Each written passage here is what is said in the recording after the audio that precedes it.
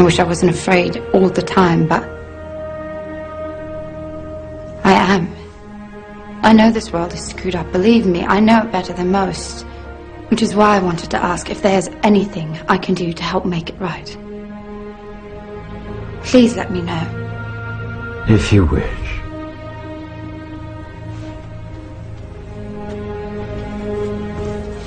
Be very universum vivus vici. By the power of truth, I, while living, have conquered the universe. Personal motto? From Faust. That's about trying to cheat the devil, isn't it? It is. And speaking of the devil, I was wondering if your offer to help was still standing. Of course. It appears that unforeseen circumstances have accelerated my original plan. As a result, I'm in need of someone with some theatrical skill. I'll do my best. I believe you will. We are consciousness. All that is, has been, and ever will be. There is nothing to fear. Whatever happens, we are always that. Mind fears because it's programmed to fear. When we're conscious, there's no fear in this. It's a shake of the head. Pathetic. Pathetic. Pathetic. And we need to do this. Compliance. We need to challenge that. Not with violence, not even with aggression. We just need not to fight it. We need to walk away, because without our acquiescence, it cannot survive. You know, when you look at a pyramid, we've been manipulated to believe the power in a pyramid is at the top. It ain't. The top of the pyramid is there because the rest of the pyramid's holding it up. We're holding this whole thing together. There's this story I told many years ago of a British comedian called Larry Grayson, who died. I kind of knew him vaguely, and not closely, but vaguely. And I went to his memorial service in Covent Garden, and this other comedian did this tribute to his life in which he read out this story that Larry Grayson had told him. When they were going around the variety halls and the theatres in the 60s, they had this all-male show. And Larry Grayson was the only woman in it because he was dressed up as a woman.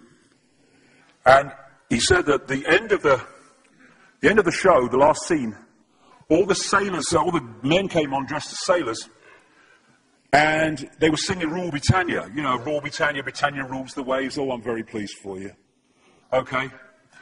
And as it built up, Larry Grayson would come on dressed as Britannia with the helmet and the shield, and he would be manhandled up the side of this pyramid to the top for the big finish. And he said one night, he said things seemed to be going rather well. He said, and then I noticed that a sailor in the bottom left-hand corner had got rather a cough. And this cough got worse and worse and worse to the point where the sailor couldn't stay in the pyramid anymore and stepped out of it. Larry Grayson, symbolic of this elite at the peak of the pyramid, ended up in the second row. And the elite, the power center, had done nothing to bring about this. One sailor, the bottom of the pyramid, had got a cough. And the whole thing collapsed. And I listened to that and I thought, my God, yes, that's it. We, the powerless people, are holding the powerful people up there, and they know that.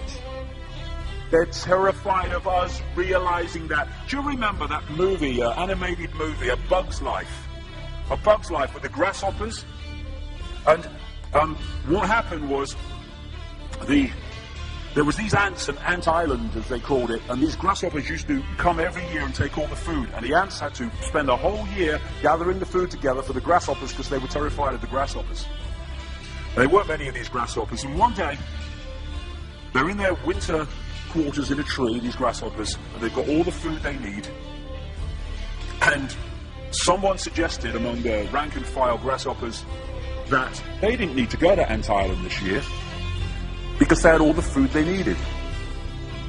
And then out came the leader of the grasshoppers to tell them the facts of life, and the few are going to control the many. It's a wonderful speech. If you ever can see that movie, A Bug's Life, I do recommend it. And he said, basically, They outnumber us 100 to 1. And if ever they figure that out, there goes our way of life. So we have to keep the pressure on, basically. We have to keep them working, so they don't figure out where the real power is. And that's why this network of manipulation works so hard to keep us in these states. Like I said earlier, what are people leaving foreclosed homes for? Foreclosed by banks that have caused the unemployment that lead to them having to leave their homes. Stay there, refuse to leave, make it difficult for them. Expose them for what they are. We make it so easy, the non-compliance. No longer will we just do it because we're told to do it. Is it just? Is it right? Okay, I'll do it. Is it unjust? Is it not right? I ain't doing it. We start to make the decisions on what we will and will not do based on our values and not some imposition from the dark suits. These people are gonna give me, grant me, or grant me not my freedom. I'm all that is. You can't grant me freedom. No one can grant me freedom. I am freedom. It's what I am.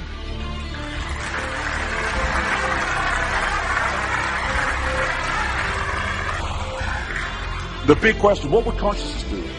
What would consciousness do in this situation? And when we ask that question, it really just changed the way we see the world. Not what would I do, mind, frightened. What would consciousness do? You know, this is a great line. If it's not right, don't do it. If it's not true, don't say it.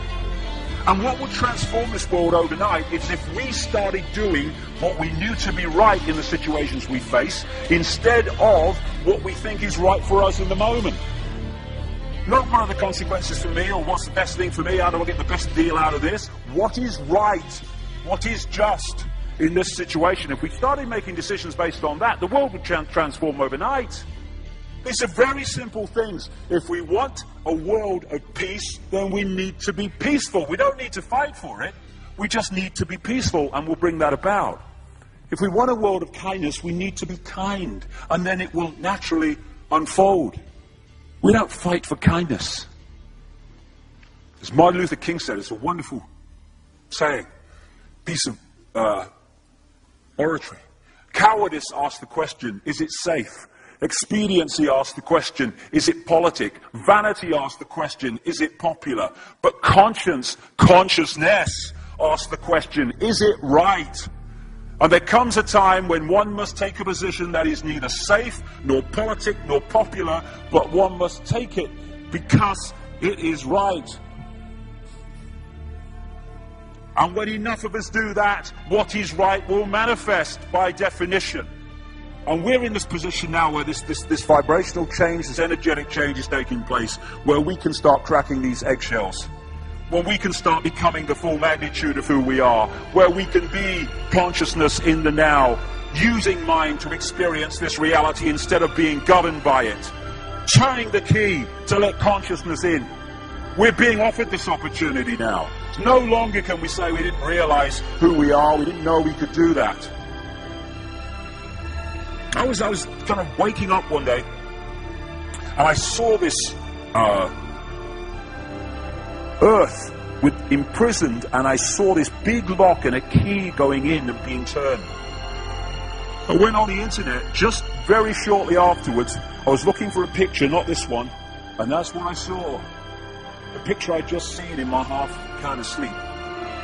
And that's what we're being offered the chance to do now, to turn the master key called becoming conscious that will bring an end to this. It's being given to us, we just need to take it.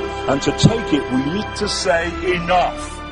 Enough of being enslaved by these people, enough of being enslaved by our manipulated ignorance, enough of being enslaved by the fear of being who we are.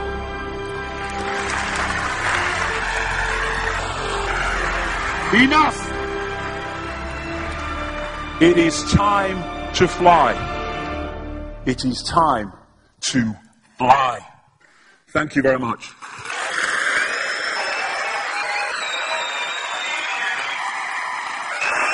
Thank you. Thank you very much. Thank you. Thank you. Thank you.